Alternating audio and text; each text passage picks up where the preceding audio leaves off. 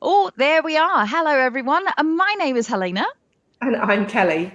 And we are Speaker Insight, where we help speakers, authors, and coaches to build a portfolio business on your terms. And today we're talking all about networking, online, offline, the whole thing, and why you really should be factoring that in if you haven't already, or if you've stopped doing it, why you maybe should start doing it. So we're just going to let some of you appear as we are. If you are joining us on the replay, which we know many of you do, please do say hi nonetheless and do a hashtag replay for us. That works really well.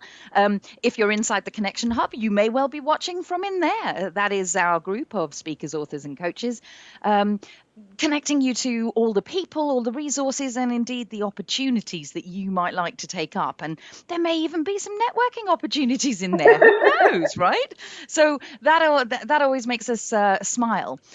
We will kick off as there are now at least a couple of you. I'm just going to look up every now and then. Kelly's sharing out I'm all sorts of sharing things out. everywhere. I'm now going to look away as well because I'm actually just going to double check that we're all up and running. But for those of you who are here already, because I can see that a couple of you are, do say hello. Tell us what the buzz in your business is. What's going on that you might like us to know, or indeed anyone else to know that's watching this at some point. So say hi. We do like it when you're around, and get your questions ready if you've got any, because we are quite excited to share with you some of the things that actually go on. Thank you, Kelly. That's brilliant. That's the Connection Hub. So if you're not a member yet, do come and join us, because that really is where the fun takes place. It's where the networking happens. It is where the look at you. What a seamless thing there. Hang on a second. I'm trying it. There we go. Beautiful. Anyway, we think Right. we would have planned it. Oh, who knows? Who knows, right? So the buzz in our business, whilst you are filling in the buzz in yours with your fingers on the keys. Oh, You there we right? go. Yes, I am. I was hearing the two of us sort of playing out loud. But so we are actually quite excited. You might see a little new kind of, it's pretty. And so we've actually upgraded. I don't know how many of you, this is actually just a fun side question. How many of you took up a Black Friday deal of some kind, of technology kind, that actively will help your business? We did. We did. We upgraded our StreamYard, which means we've now got our branding on here, and we're really happy about that. But more importantly for us, or rather for our Changemakers, the monthly spotlight inside our membership is all about the business tracker and setting you up, or setting them up for The next Q1. quarter. Yes, which is really exciting. Hi, Danita. Hi, Moni. Nice to see you. And so we've actually sent out, they all get a physical business tracker that they are about to have. And it sounds like the postie is doing his or her job very well at the moment, although the ones in the States are still having to wait a day, I reckon. So it takes a little bit longer for those to go through, but that's And always quite exciting. it's important, right? Just while we're waiting for people to join, Sure. we run our businesses on 90-day cycles, and we teach our clients how to run their businesses on 90-day cycles, so quarterly. And so whether you're a member of our Changemaker group or not, it's really important, especially with the year that we've got coming up now, with the year that we've had, to Yes. actually be in charge of your targets, your methodologies, your reverse engineering, how you're going to achieve that, and actually also taking some time out to pat yourself on the back Hell for the yes. things that you've done this year in face of adversity and everything else that's going on. For We sure. just need to make sure that you take that time out to reflect, to appreciate. Oh, Helena. Don't worry. Keep going. I'm here. I don't know what's happening. Something's happening. Hold on. My browser has lost a connection. I'm just going to play with that.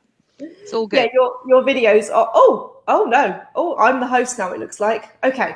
So it's really important for everybody that's, oh, Helena, what are you doing? You're messing me around. I don't know. I'm just finding my camera again. I don't know what's happened. I think I've got a jiggled wire or something. Right, hang on. Let's try that one instead. And one of the things that people need to think about that's changed, and that will change, the new normal. God, it's like things that I hate saying. I hate saying pivot. I hate saying the new normal, and I hate saying unprecedented. They're the three words of 2020 that I can't stand because they're overused. But one of the things that will change for you in 2021 is networking. The way that you network, how you network, where you network, because the new normal is going to be different. So what we're going to cover today is actually looking at how to network properly. And this is covering all different personality styles, introvert, extrovert, ambivert, all those types of things. It's also looking at platforms to network on, online and offline, as the title of this live says. And then we're also going to help think about you being prepared and actually making sure the network is beneficial for you and not just fun activities where you can get lost in a world of conversations and actually have no ROI on it. So that's our intention for today. We have Helena back now. Sorry, no idea what happened. Funny little blip, but another little technological thing. Always have 2 cameras available just in case. Who knows, right? So we're now working on the inbuilt one.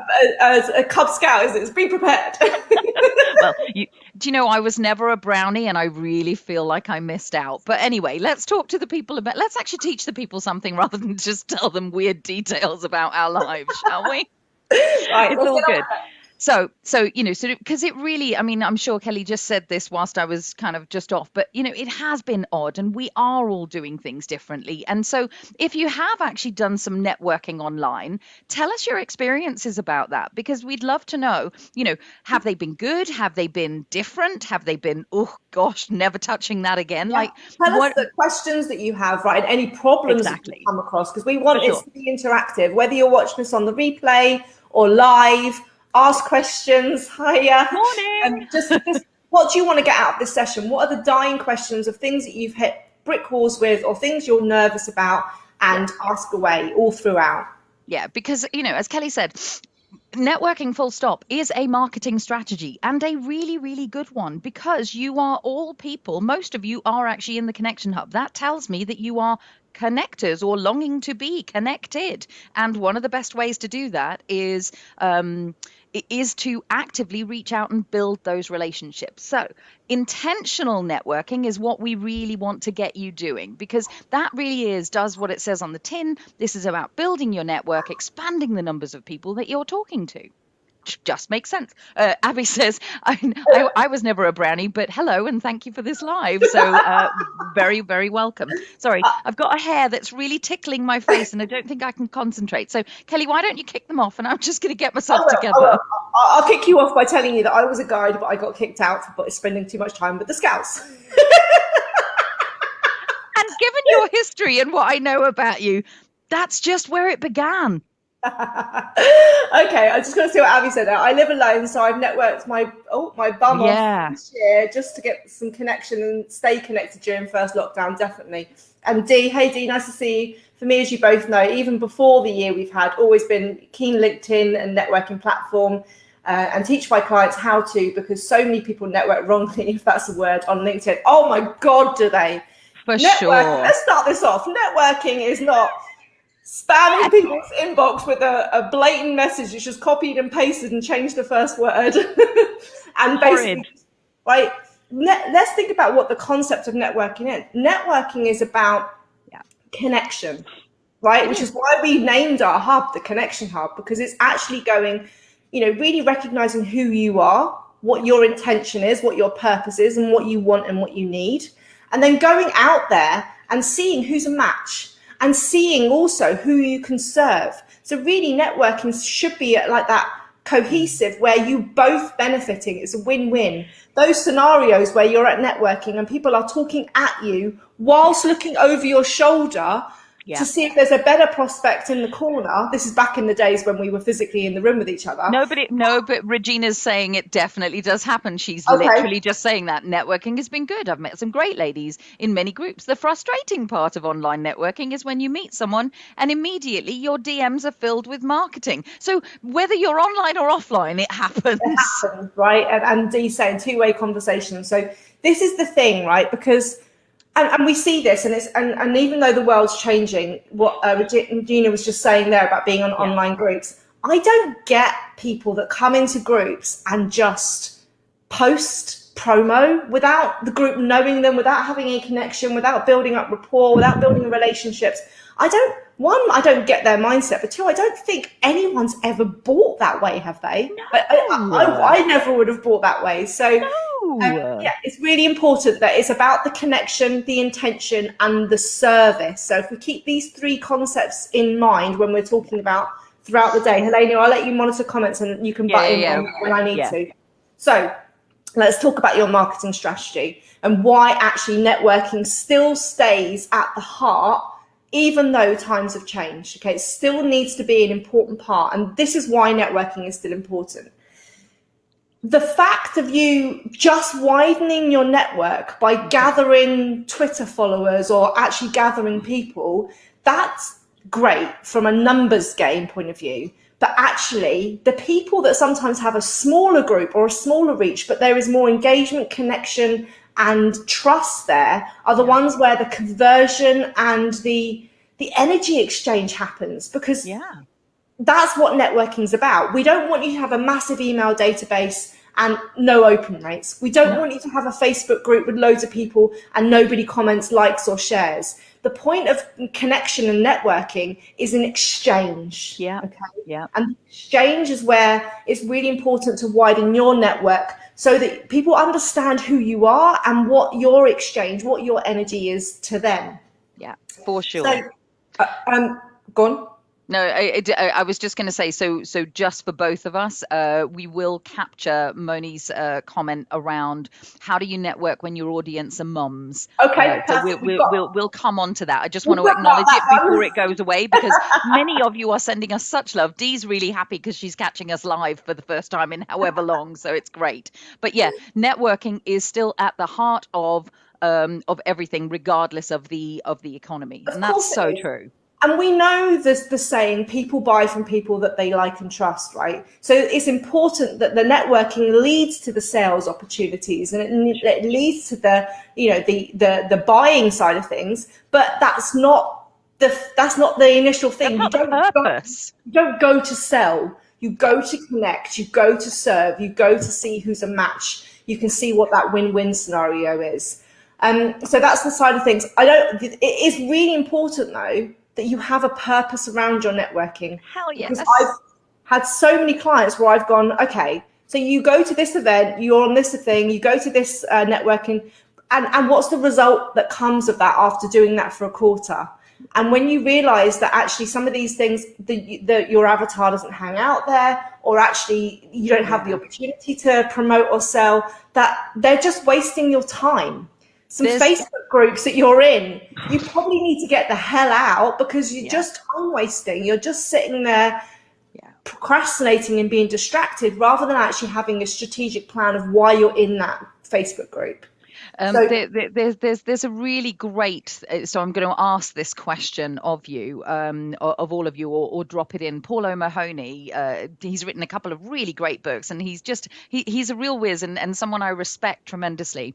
And one of the concepts that he managed to really nail for me is this question, and I think this relates to networking tremendously. Whose goals, and what Kelly was just talking about around choosing, where are you hanging out, where are you spending your time? He actually says, and I have it written up on my other board across the way, whose goals are you working on?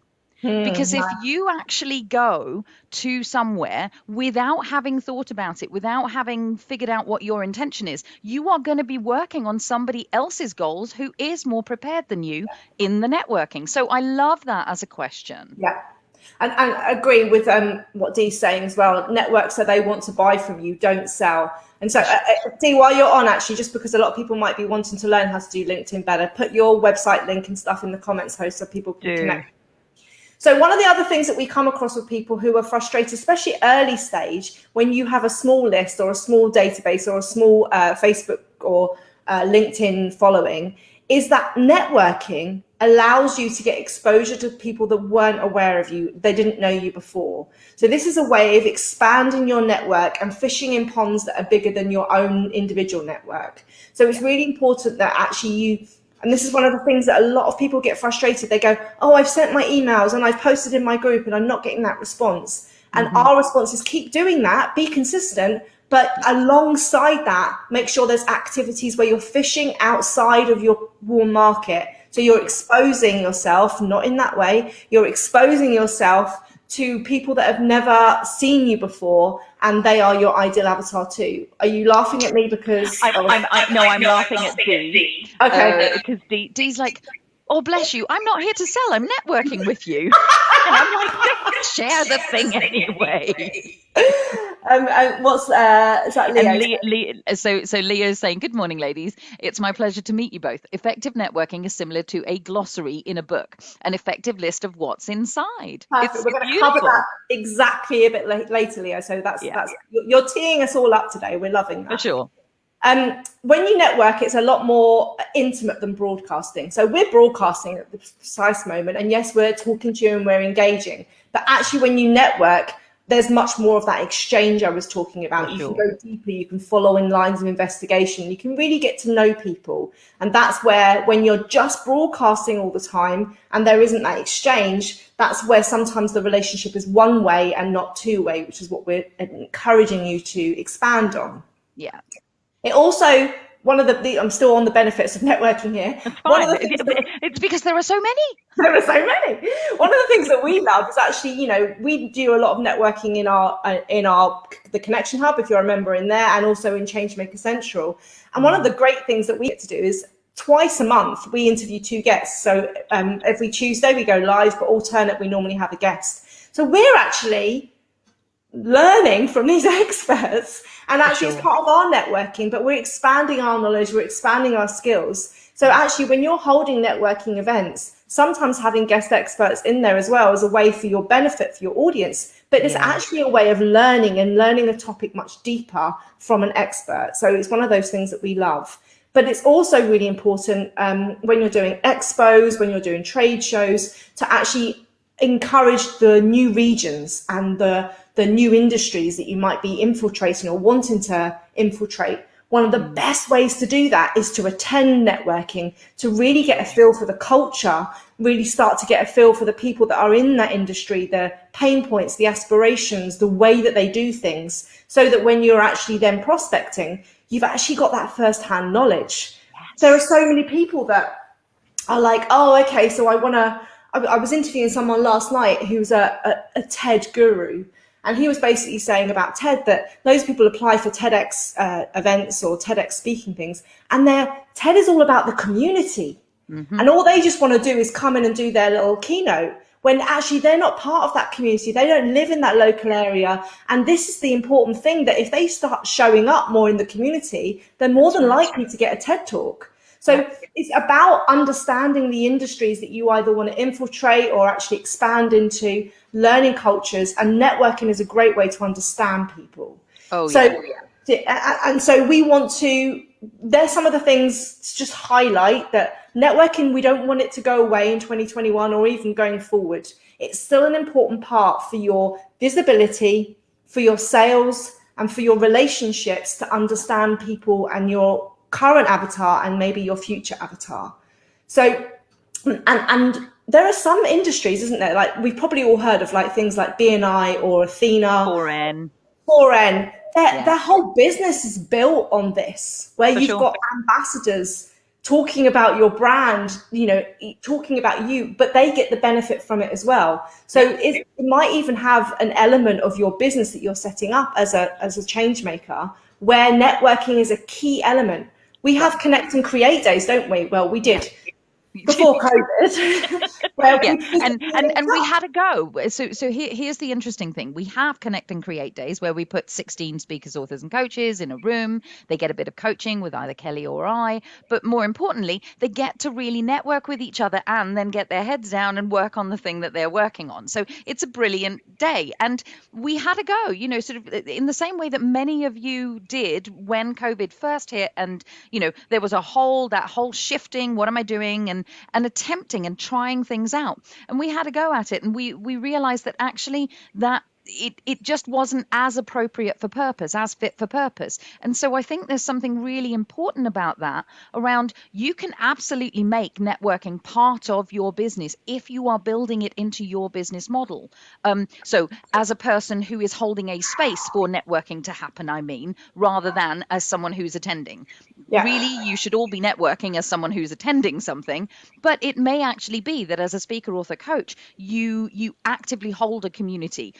That's been part of my business model for about the last 20 years or so. Community building and creating networking opportunities has definitely been part of what I do, which is partly why we're running what we're running now.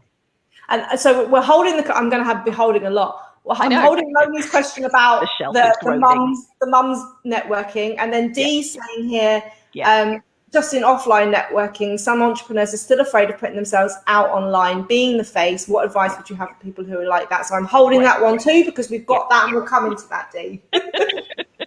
Which is good. So here's the thing. We did a lot on the benefits just now. Hi, Tim. Nice to see you. But they should definitely share their links for sure. So Tim, there you go. Dee, you actually have permission now. Tim would like to see the link that you actually have. So please feel free to do that. Dee's also got a question. I have a Facebook group and I really want to get more engagement in the group. Can you give me some tips for my own group? Of Yep. course. Tick that box too. And we've We'll also come to got a that. course being launched at the beginning of next year, all about that. But anyway. So we're very excited to hear that question. Okay, right. So here's the thing. Despite everything that we just said and us loading up the benefits of networking, most people still see it as the hashtag necessary evil to grow my business in some way. So it really isn't, it's got a bad rap. Networking is definitely not a popular activity for many people. Sometimes because you're just not that way inclined, you may not know how to do it, you may have tried it and not got the results because of what's going on. So You we may be want to just introverted. and I was actually just about to say that, sort of it might be the who you are being and how you do what you do that you find it exhausting in some way. I think part of why Kelly and I are a really good match. Certainly when we're offline and in person somewhere, she might go and do the talk, but I then do the schmoozing because actually energetically that works for both of us. And so it may actually be that you also choose, but that takes us into a whole other arena, and we're just going to bring that back here. If you're interested in that, we did a brilliant interview session on introverts, extroverts, introverted speaking. So Kelly, if I'll see if I can I'll find pop it. that in a minute. No, I'll pop it in a minute if you want.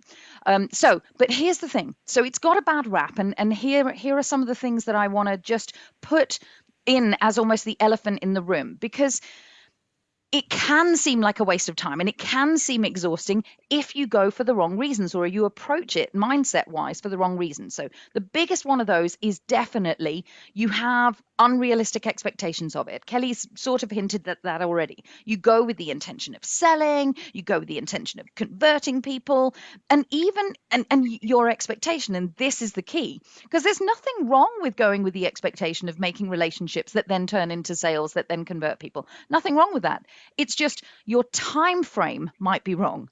It's not going to happen immediately. It's a medium to longer term thing because the focus is, of course, on the relationship building. The purpose of it is not to go and, say, buy my thing and buy my And, thing and buy my and that thing. the exchange bit's really important there, because yes, you've got that intention long term, Yeah, but have you involved the prospect in that? that's Is right. that what they want? Is that what they need? Have That's you right. explored that? All those types of things. And most of the Yeah, time, that's when people just throw mud at the wall and go, what's going to stick? I'll have that for you. Thanks very much. exactly. And that's not serving. And so, sort of, I come from a real background of service, and networking is actually a place. If you can switch around to thinking this way, networking is the place where you can actually serve people with all the vast amount of knowledge, your own little black book, the connections that you have. You can actually get people to know, like, and trust you on the back of, and we're going to give you some examples and some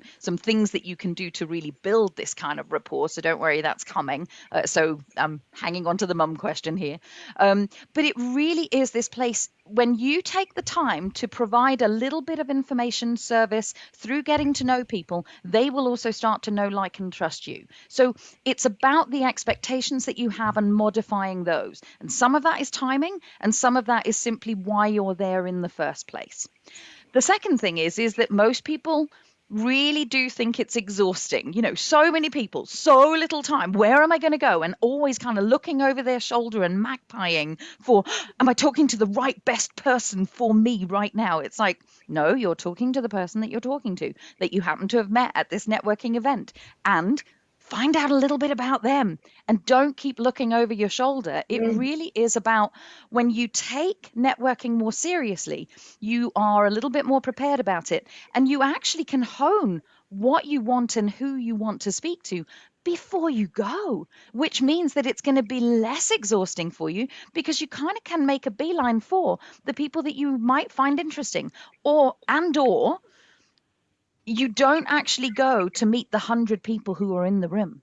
What if you went to just meet 10? What if you actively, because everyone's there to network. This is the other thing to really be aware of. So there is nothing wrong with you turning around and going, wow, this is great. I'd love to continue this conversation with you. And I would really like to go and talk to another few people. So are you good with us connecting later and then moving on? Because part of it is that you feel exhausted or drained because you get caught by that one person who's trying to sell to you. And then you're stuck in that area. So some of this is about how you manage yourself and the conversations that you're actually having. So some of it is just about getting skilled at having the networking style of conversation. That also makes sense. And really, truly, the third myth that I'm going to bust entirely is that you really do think that it's showing up on the day. It's so not. It's not about the actual event. I know this sounds like a weird thing for me to say, but it's not actually about the event. It's about what you do before it, and more importantly, what you do after it. So much of it. Networking starts the process. Relationships begin to complete it. The follow-ups, the other things where the opportunities and the sales and the connections really arise. So 3 myths for you there. Don'ts, if you like. Don't have unrealistic expectations. Know that it's a medium long-term thing. Organize yourself so that you're actually making the best of your time, and get good at having conversations, and get good at saying no or cutting off conversations, or understanding how to do that. And you can do that through questions. You don't have to be rude about it. You can actually do it very politely. We'll tell you in a minute. And then it is about showing up on the day, but understanding that that's where you begin. So. Yes. And I'm holding 2 questions, and I'm going to address Leo, so I don't have to hold it, but I'm going to redirect you, Leo. So what you're saying there is that that you're basically, you're not good with technology, but you want to build a community of folks that is more of a therapeutic community. Now, what my response is to you is 2 things. Network your way, right? It's really important to acknowledge that. And Helena said it earlier, that I get drained by being physically around a lot of people. So my role in our company is that I do a lot of the online networking. I'm in the Facebook groups. I'm chatting to people that way, because it doesn't drain me by being on my laptop. Helena, however, is the one that will attend physical networking events. She'll have calls with people. She'll do that because that's her style. The online stuff actually doesn't interest her that much. So, I actively probably will have a conversation with somewhere between 2 and 5 people a day. And that's my way of doing it. Yeah. So we make a good team in that way. Yeah. But the groups that I'm in have a reach of normally about 2 to 5 million people in that group on a daily basis. So you can see we're hitting it with both things. But my first point, Leo, is do it the way that is most authentic and easiest for you. Now, therapeutic wise, it's different, right? Another one of my hats is running a mental health Facebook group with my husband. And again, that's a very different style of allowing people to connect and build relationships in a safe way. And so what I'd probably say, Leo, is if you ask that question in the Connection Hub, then we can ask it fully, direct you to things. And also there'll be people in there that are running therapeutic based groups and networking who can also give you advice, and I'll direct you to my one as And well. it might even be as simple as copy paste what you've just written and pop that in And as put a it in post, the, Leo. yeah, put it as a curious Q&A question. Yeah. So, okay, so we've done the setting it up, right? Let's get into some, actually, how do I do networking? That's what I'm here for, Did you right? realize that this was going to be a really long one? I know. But people are hungry for connection, right? We've I been zoomed know. out. So people are like, yeah, give me some networking with some passion and purpose. Yeah. So how do you get the most out of networking events, whether they're online or offline? We've covered this initially, but the main thing is to set the intention. So know why you're going. Do the work beforehand to know that they are the right groups. They have the right avatar for you, that they work the way that you want to work. Personally, I don't like BNI when I went, God, decades ago, because you're forced at every meeting to give a referral. And I'm like, well, what if I don't have a referral? I'm just going to make a name up or give somebody without the right intention because I have to give a referral every week. So know what the groups are that are right for you, have your avatar, and then know why you're attending.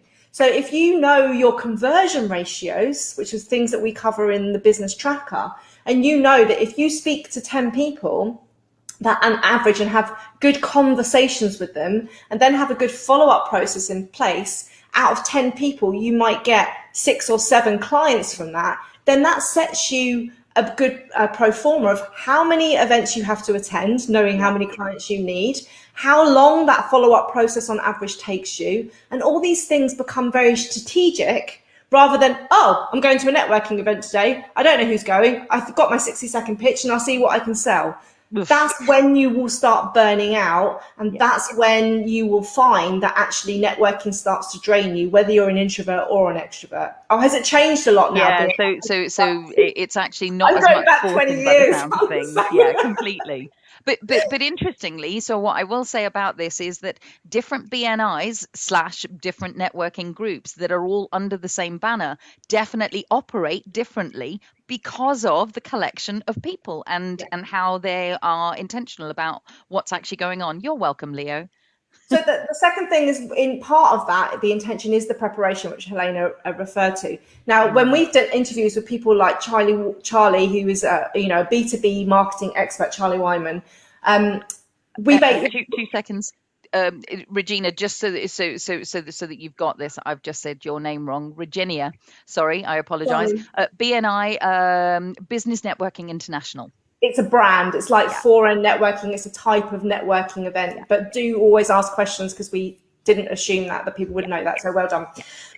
So when you're talking about working when we've done interviews with her on working B2B, business to business marketing, she says, when you're going to an expo or a trade show or those types of conferences where actually all of the exhibitor booths are listed, sometimes the attendees are listed, the speakers are listed, the networking starts before the event, right? Yes. It's the time to connect with these people on LinkedIn. I mean, Dee will be able to tell you this. It's the person to actually go, hey, I see you're speaking at this event, or you've got a stand. Tell me a little bit about you. I'm probably come down on the Tuesday. Maybe we could book for coffee. But you actually start that conversation beforehand. So when you come to the stand, you've already got, hey, you blah, blah, blah, blah, blah. And that rapport's already there to a level. It facilitates this. But it also then gets you prepared for when you're at that expo. What are the stands that I'm going to go to? Who are the speakers I'm going to go and see? What are the networking opportunities I want to go and do, so that you're being strategic with your time? That's right. So make sure, even whether it's an expo or whether it's a physical networking event, attempt to learn who's going to be there first before the event happens. So you can then go, I really want to connect with that person, and then try and arrange those slots or those times before you actually get to the event. And here's a really important thing. That is linked to your intention. So your intention, if your intention is, for example, to really connect with people who can be associates or ambassadors for you, you might actually want to, as Kelly was saying, you might actually want to look at the people who are exhibiting, who actually have the businesses. We always ask a question: who has my customer before me or after me? And so you might actually be looking at those people. If it's for example to actually make some connections to build build your own community, that might well be looking at the like-minded peers that are attending as delegates. So again, who you're intending to meet with depends on your purpose, your intention. Yeah, and they're always different, right? You might be going with looking for sponsors or joint ventures, not your clients. So you've got to think, what's the intention and what's that network going to offer you? For sure. And this is going back to Dee's question. I'm holding them. Dee's Very question good. about what to do. People that don't like to show their face, don't like to be visible on online or offline networking. Actually, this is me, right? Because again, it's not just introverts that feel like this. It's people that are shy, people that are not confident, people that just don't like these types of scenarios. Mm-hmm. One of the best things that I found, and I've become quite good at it really, is that you go with the element of curiosity. And when you're networking and you have an awesome set of a range of questions to ask people, it takes the focus completely off of you. And actually, people love to meet me when I'm networking because I actually don't say that much about myself at all. I've just got some great questions and people love to speak, right, about themselves normally. So the more that you'll do this, and then the important part of that, having the good questions, being curious, is active listening. Yeah. So when you are present, not looking over somebody's shoulder to see if there's someone better to talk to, when you're present and really hearing what they're saying, then there's the chance for you to serve. Then there's the chance for you to be a problem solver. Then there's the chance for you to be a signposter. Because remember, you're not always the answer. Yeah. But when you think, they're not for me, they're not ready for me yet, they're not my type of client, but I know somebody there is, and you basically make another connection and say, you should go and speak to John over there, or I'm going to send you the email of this. This is the point where people actually experience that energy exchange. They experience that connection, that heart-centered service, because you're actively listening to what they need and what they want. And I think that comes down to, so even if you think up a couple of questions right here, right now, because you're all in the networking environment. So who are you this would be one of mine, definitely one of my go-tos. So who are you most looking forward to meeting here? What kind of person are you looking to connect with here? So that when I'm on my way around, if I hear of somebody like that, I can point them out to you.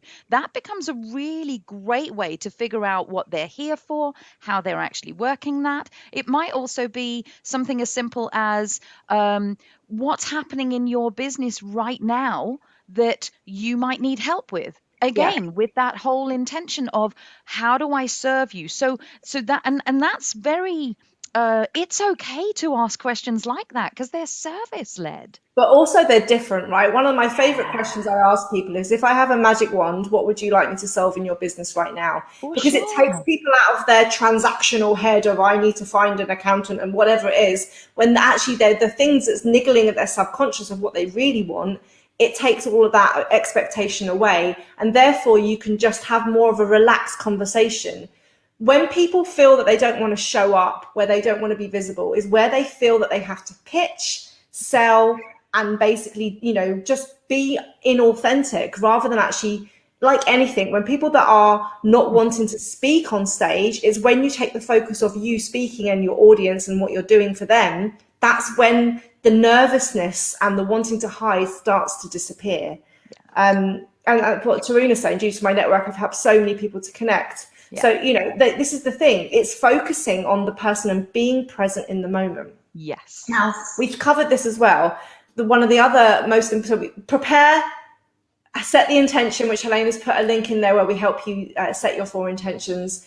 Be curious, have lots of questions, be an active listener. And what helps me is actually having a follow-up process in place, because then I can then do more of the directing and signposting afterwards, rather than actually trying to fit it all in that meeting. I can just be present and listen in that meeting rather than having to solve it and do whatever next. So in my opinion, it's always important for you to get their details rather than for you to go out and give business cards, because I don't even own a business card No, anymore. no, and but this is the whole thing, and the additional that I was going to say to that is it is completely okay also when you're networking, and weirdly online it's even easier than it is kind of in person. But even if you're at an in-person thing, I will happily to say to someone, I'm about, we're both meeting so many people. I actually don't want you to go until I've got your email address and I've got your contact details and I've written down what I'm promising I'm going to send you, because then Changing. I'll know that I can do it, because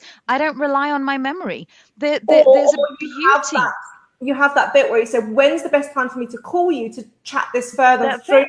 So don't phone me in the evenings, I've got kids, or I don't Yeah. work on Wednesdays. And Yeah. you have your follow-up process. I always say, never leave a meeting without the next meeting booked, For because you sure. basically help your procrastination and the going back and forward of just all the admin. If you can get that next step Yeah. agreed when you've met them, it's not a Yeah. sale, Yeah. it's the next step. And And that's my point, right? Is yeah. that we don't want you to think that you have to go and sell anything. Actually, if you go to the networking for that meeting to sell, it's the same when I say you've got a stand at a trade show. You don't have a stand at a trade show to sell. You have a No, stand at a trade show to get leads, and then it's you have that awareness. process. Yes. It's capturing and connecting and matching. Networking is exactly the same. So it's really important to not set that expectation for you that you're going to walk away with 3 clients from that networking event. It's Yeah. important that you actually are finding out what they need, market research, listening, and then have that follow-up process in place. Yeah. So we've talked enough about you and what you do, and you realize probably by now that we could talk a lot more about that, but it is already 40 minutes in, and we are intent on serving you in the best way possible. So let's actually get to the details, because there are things that can help you do networking even better, whether you're online or offline. And you'll notice that right now we haven't split this into online or offline. We're talking about networking per se, and we're going to address some of the more online versions in a tiny while. But the first thing I'm going to say about this is, wherever you are going, whatever you're attending, get to know the process of how that networking thing works. So get some upfront information. It might be that you need to learn a new platform, potentially, if it's an online thing and you've never actually used Zoom, for example, or you've never sort of, maybe it's an entirely new to you platform that goes on. So taking a little bit of time out, that's part of your prep. Taking a bit of time out to understand how that works and what might actually happen is it's going to save you time in the long run, because it can be a little bit daunting.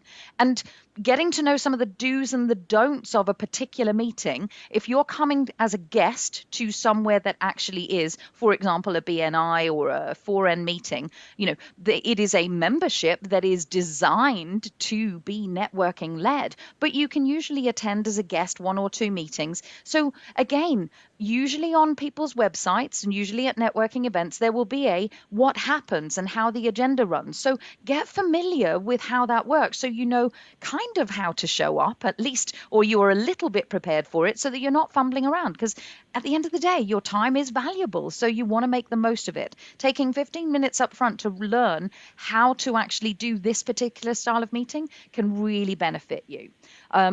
And most platforms that you haven't actually done, or at least most networking environments, should usually, and I say should in inverted commas, should usually teach you, have a little page that teaches you, and I'm going to give you a really good example of that later, teach you how to use the thing that you're about to step into. They literally have hey, if this is your first time, this is how to do it. And you want to be looking for highly organized places like that. That indicates that they take networking seriously and they want you to take it seriously. So that may actually be one of your yes, I'll continue with this, or no, I won't. So just even looking that up will help you. Setting time aside, we've said this already, but pre-meeting, that whole kind of working out who's going to be there, the delegates, the who actually is going to be at the event, and post meeting, having that follow-up strategy that Kelly was just talking about. Maybe even having, setting aside, this is my big one. I set aside, if I know that I'm doing networking on a particular day, I will not book other meetings in for the rest of the day. I will actively set aside a 2-hour chunk of time where I follow up on the promises I've made at the networking. So it's part of your networking. So you might actually set aside a day a month that is your networking day, because it takes time afterwards, but it's the afterwards. What's his name? The afters.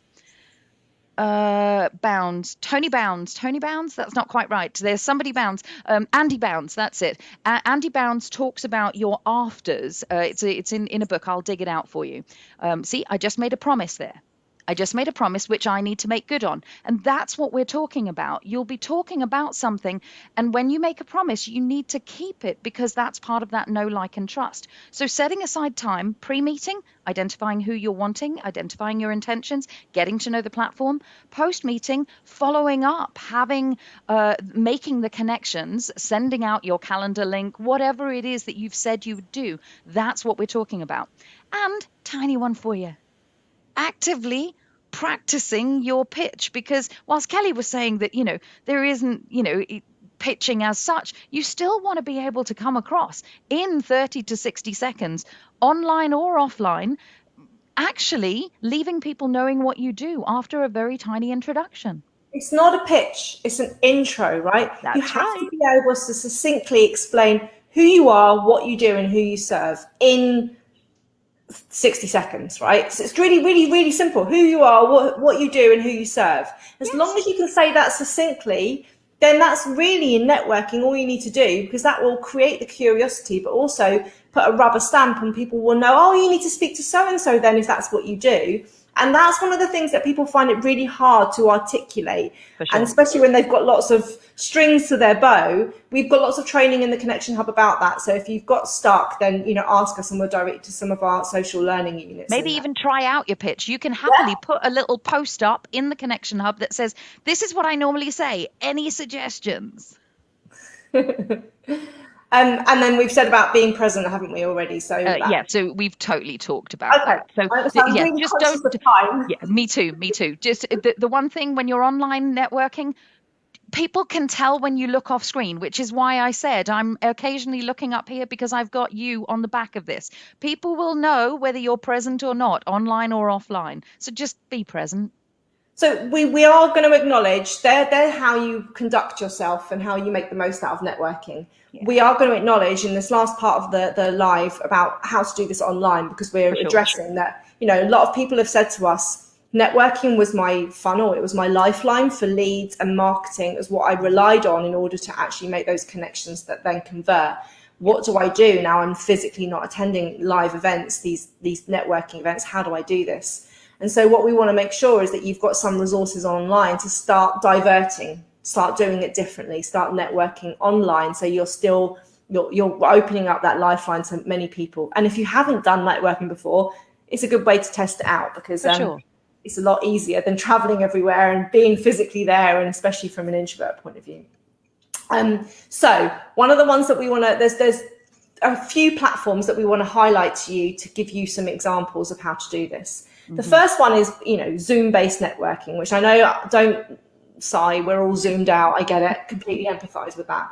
But when Zoom is done differently, or when virtual and digital is done differently, we just did an interview this month with John, who's a improv person, that showed you how to get energy into your meetings, energy into your conversations, without actually just being this one-way, passive, a lifeless meeting, which is not what we want networking to be around. So I know Helena's put a link in there. I've put a link into how to use Zoom, but I'm going to go and find his link as well.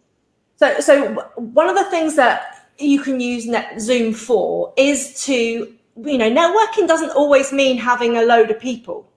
You can obviously have these conversations that are more like discovery calls, which you can do via Zoom, and have those one-to-one chats with people. But if you want to actually have a matching society, prospects. I know there are a couple of groups that I'm in, like, so for example, the Digital Women Group. They do an online Zoom networking once a week, where basically they have a whole load of people, that all the little boxes, and then people just get that time to do their introduction that I mentioned earlier, and they also state what they're looking for and what they're working on. Very similar to how we used to run our Connect and Create For days. sure. And so what happens then is those people will get the time to actually have their time. And then what happens in breakout rooms and chats and things like that is people start to go, oh, well, if you're looking for that, I can put you in touch with that. Or if you need that, I've got this resource. And then it starts to happen organically. So it's really nice for people to actually, we do it in Changemaker, our membership, where we actually get people to practice that 60-second on our Ask Us Anythings every Monday evening, where yes, there's an intention there for them to come and ask questions with us, but they get to network at the same time, because they get to practice their little intro, and they make connections. Yeah. So it's really important for you to think, is there a strong agenda? Is the intention around the meeting clear? And have you strategically set it up so that it's going to have enough time? Are you going to limit the amount of people on that Zoom call? If everyone gets a 1-minute introduction and you've got 60 people on there, then the meeting's at an absolute minimum 60 minutes, but it's going to go over. So all these things are strategically thought about if you're the host. Yeah. And then if you're not the host and you're the attendee, then it's also really important for you to understand the technology, as Helena said before. Some meetings like Zoom, they want you to put your hand up, a physical hand in the emotions in the thing, if you've got a question or you want to do things like that. And it's good. I know Leo was saying he wasn't not good with tech, but it's really important to learn these types of things that are able for you to interact on that platform, including things like, when do I use the chat? Do I do private chats to people, etc.? Q&A, But if you are exactly, and so do you know how to, and just allowing you to understand how the technology might work. If I've got one screen or two screens, what might happen? Just all of those tiny little things can help you really adapt. And again, all of this is in aid of you showing up and being present. Yeah. So that's, we're not going to do Zoom in detail, because we put a lot of details there for you to learn if that's one of your platforms. For sure. But Zoom really works very well for the more intimate, maybe 20, maybe up to around about 30 or 40. Yeah. But it starts to get a bit unwieldy. Like they've now updated it so that you can see 42 people on a screen. That's still tiny amounts of people, like all on, sort of like Matchbox kind of size people. But you did it. Well done, Leo. That's awesome. Good for you. So here's the thing. If you're going to, and we're going to call it proper networking, and what I mean by that is the mimicking of people actively going into rooms and actually looking around. Several platforms have sprung up, but the one that's kind of the front runner at the moment is definitely Remo. Remo.com. I'll pop a link in there in a moment. But Remo is this absolutely, it's remote networking in effect. It's actively there to support you to mimic a conference. And so you can have 200, 300 people meeting, but they can set it up. The organizers can set it up. You literally, when you go in and you see it, and I would highly recommend that you attend one of these, and I've got one for you to attend, so that you can actually see how that works a little bit later. But Remo.co are absolutely brilliant, because they have breakout rooms, if you like, in the middle of the screen, because the purpose is for you to actually join a table, and you can literally pull up a virtual chair on your meeting, and you can also see who else is in the other room. So back to that whole, you prepared and you wanted to go and meet Bob or Mary, you can see that Bob or Mary are in room 1 or 2 or table 1 or 2, and you can literally go and knock on that door and virtually step in. It's really quite wonderful. So you can actively, some people, so also Network My Club. They actively have one-to-one spaces where you can actually go and have one-to-one conversations in a little breakout room, and or tables of 5 or 6 people. So you're still in an intimate environment whilst being in a massive 100 people are showing up. They actively, some of them actually have learning bits as well. So you can have 20 people in a room who are watching a 20-minute keynote by somebody, and then they have breakout rooms that work within that. So it's a very different environment that does its best to mimic the networking experience that you might have, and that is absolutely fantastic. So I'm gonna drop a link in a little while for someone who is having the virtual Christmas meeting, which would be a great one for you to go and network at, whether you are and practice everything that we've been talking about, whether you are actively engaged in that community or not, because this one's free to attend because they're doing the Christmas one. So I thought that would be and I know it's run well. So I want you to have an experience of something that's run well. So it's by the EEC Collective, hang on a minute. Can I get this? Engage, Evolve, Connect Collective. And so I'll pop the link in there in a minute. But as a platform, and partly why I want you to do that is it will give you the opportunity to experience that platform, but also a well done networked organizer will put those instructions in, and this one has that. So you'll see some of that. Right, I'll be quiet about that now. Good to see your learning, Grace and Andrew. Good to see you here as well. Yeah. So we've covered the Zoom, which is what many of us are going to be familiar with. Then we've covered the Remo, which is basically our go-to place to actually do proper networking and actually have it all facilitated for you on a larger scale. And then there's the other thing that some of you might have been part of. I spoke at the PSA Adapt Your Impact Summit last month, I think it was. Yeah, and they were using the platform called Hoover, not as in Hoover, as in Hoover. But it's whova.com. I'll pop it in. I'll put the link in. But this is actually an online conference summit platform that people can use to host, large scale conferences and summits. But one of the part that we love about Hoover is the networking ability that's in there. So there are forums, there are chats, there are profiles. Helena and I connected with so many people even before the conference had even started. For sure. And we'd have these conversations with people. They would come over to the Connection Hub. They were seeing us. So we could actually build the demand for people coming to see our talk and actually what we do, even before we'd even spoken on stage. So it's really important that, I was also part of Ketan's Scale Up Business Summit. He used a different platform, and, both of them, you can have exhibitor booths. Both of them can have free resources in there that people can download. But I think Hoover had the best ability to connect with people, add them as friends, have personal messages, have forum boards where people are actually asking questions around stuff, and there's that networking and that serving going on in there.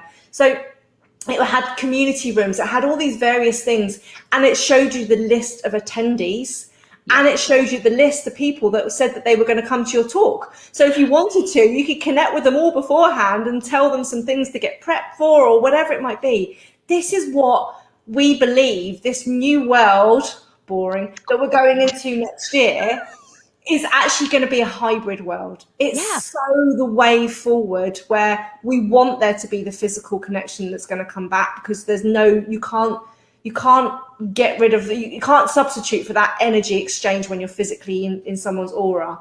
But to have the benefit of somebody being able to experience this virtually as well, it expands your network internationally, expands the availability, because you haven't got to get home to do the school run and all these types of things. It's the best of both worlds, I think we're moving into. I completely agree. And so there's a lot to be said. I was just actually going to tag Fiona in here. So it's Fiona's Colburn Brown. I'll do that. There we go. Colburn Brown. There we go. Your event is on our map. It's not me letting me do it. Like, Is technology it? I is, can is see is it. unwieldy for me today. There we go. I've got it. Oh. I've got it. I've got it.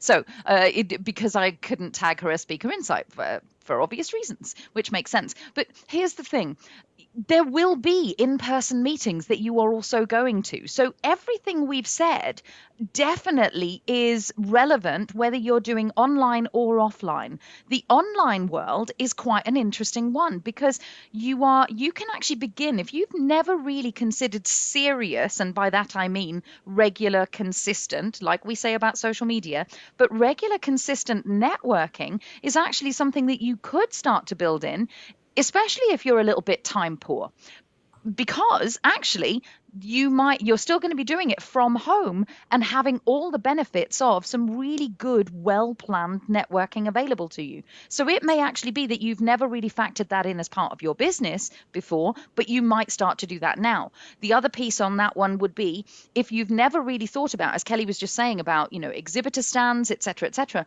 it may be, I know I'm veering into a slightly different thing, but it would be remiss of me not to say this right now. It may be that you start to look at what are the events and the summits that I might like to go on that are using a platform that I really love, that I know I could actually be an exhibitor at and still have the benefit of this kind of networking. So we believe that the world is actually expanding in terms of the networking that you do. And that doesn't stop you visiting things like LinkedIn local groups, meetups, where who specifically you can find out the information online, but nine times out of 10, they are no longer virtual. They are actually in-person meetings. Tinier, smaller, LinkedIn local is all around, a town, people who are in that town or region actively meeting up because they are connected on LinkedIn. And so having that little hub that actually sits there. What's Tim's random thought? Tim, Tim's if Tim, it's planning not to do, random at all, Tim, right? Because one of the things that when you're yes, actually video and hang on, audio. say what he said first. Yeah, so he's saying planning to do more online networking, look for decent microphones, headphones, cameras, etc. Especially in the Christmas sales. I think a lot of people did that in Black Friday as well, For Tim. But sure. it's really important that making that first impression is not just about all the prep work that we did. If you've got dodgy internet, if you've got really bad sound, if your visual's not great, Helena popped out of this meeting earlier, but she was backed up, right, with another camera. So that prep and that investment in how you are coming across as that first impressions is so important. Vital. Because it's the same as buying a really nice outfit when you're going to a networking event. Your outfit is actually your camera and your mic and your lighting to make that best impression. So it's not a random thought, Tim. You always come up with great things. That Yeah, you are. You're brilliant. We're trying to fit it in under an hour, though. Right, go. Right, I'm Okay. going to be quiet, but essentially plan in both. Yeah. So I think we've covered most of the key things. Do you want to just talk a little bit about Fiona's? I know you put the links in there, but do you want to talk about the Christmas shindig? I will. So this is the Christmas shindig, and so I've put the link in there. And the reason I've put the link in there is because I want you to be able to experience what networking is really like in an environment like Remo. And others have similarities, but I really want you. It really is a great platform. I've met some really cool people as a result of being at her specific events, so I know those well.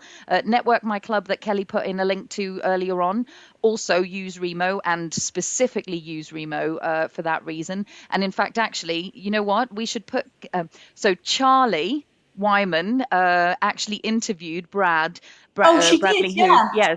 So it's actually worth us putting the link to this in here as well if you want to know even more about it, because he's got some great tips on how to do it.